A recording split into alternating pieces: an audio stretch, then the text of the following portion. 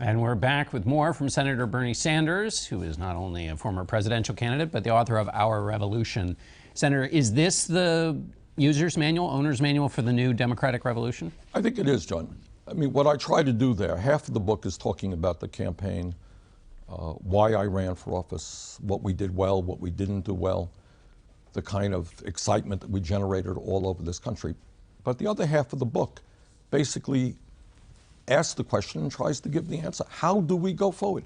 I am tired of watching television where you have a campaign which is about, Mr. Trump's attitude toward women versus Hillary Clinton's emails. You know what? Those are not the major issues facing America. The middle class of this country for 40 years has been in decline. Massive levels of income and wealth inequality. Why? What can we do about it? Why do we not guarantee health care to all people? How do we create a health care system that is cost effective and universal? What about a broken criminal justice system? Why do we have more people in jail than any other country? How do we invest in our young people so they don't end up in jail?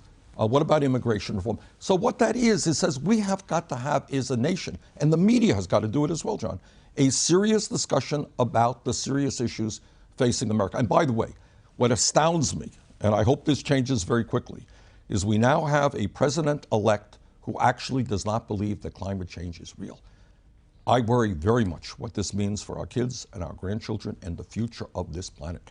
And millions of people are going to have to tell him, Mr. Trump, you are dead wrong, and we're going to have to transform our energy system. But are you talking about marches on Washington? Are you? What's the action item for a nervous Democrat out there?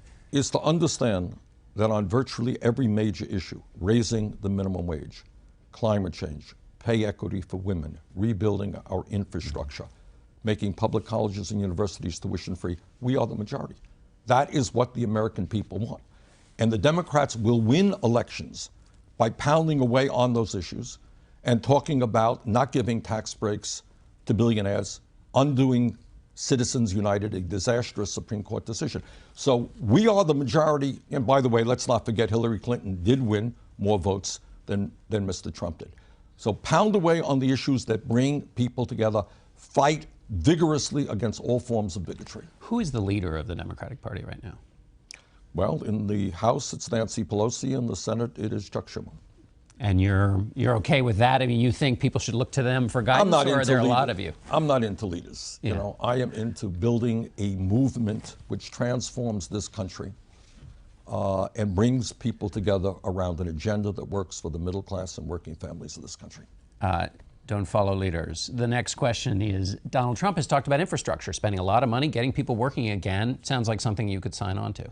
If it is a sensible infrastructure program, absolutely. Our infrastructure, roads, bridges, water systems, airports, rail, collapsing, we can put millions of people to work rebuilding the infrastructure. And when you say sensible, it sounds like he's willing to spend a lot of money to do it, put people back to work. Let's see the details, but in general, rebuilding our infrastructure is absolutely imperative for this country. Is there another area where you could find common cause? I am very proud. Look, I have been a leader in opposition to disastrous trade agreements for the first day that I was in the Congress.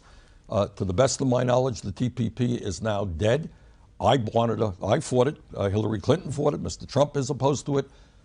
There's an area creating a trade policy so that corporate America starts investing in this country, not in China. Yeah, we can work together on that. All right, Senator Sanders, we'll look forward to having you back. Thanks so much for being here with us, and we'll be back in a moment.